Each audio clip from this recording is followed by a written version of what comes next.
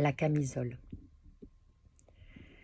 Elle a mis son cœur en camisole avant que pour la 1000e fois, vous ne la traitiez de folle. Elle l'a mise en camisole, juste après vous avoir demandé « Pourquoi êtes-vous tombé amoureux d'une folle ?» et « Comment comptiez-vous aimer une névrosée ?» Vous saviez qu'elle était tempête, vous saviez qu'elle était volcan. Elle ne vous a jamais menti. Elle vous a dit « J'explose ». Elle vous a dit « J'exulte ». Elle vous a dit qu'on n'arrête pas une tempête. Elle vous a dit qu'on n'éteint pas un volcan. Elle ne vous a jamais menti. Elle vous a dit qu'elle n'était rien de tout ce qu'avant elle, vous aviez connu. Elle vous a prévenu, et tout ça vous a plu. Vous avez dit « je sais », vous avez dit « ça me va ». Vous avez dit tout ce qu'avant vous, d'autres avaient dit déjà, les mêmes mots, les mêmes certitudes.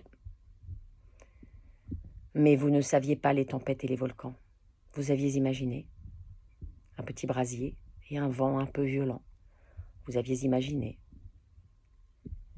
une assiette cassée de temps en temps, éventuellement des grognements, un mot plus haut que l'autre, des heures sans se parler, des tronches en biais, des jours entiers fâchés, juste avant l'apaisement. C'était dans le pire des scénarios. Elle vous a averti et vous n'en avez fait qu'à votre tête. Vous ne saviez pas encore ni les vraies colères, ni les vrais tourments. Vous auriez dû aimer une fille douce et tempérée, mais vous seriez venu vous lamenter. À peine la première année de mariage écoulée, qu'à crever avec elle, vous vous ennuyez. Mais vous ne savez pas ce que vous voulez, alors qu'elle a déjà les réponses aux questions que vous ne vous êtes pas encore posées.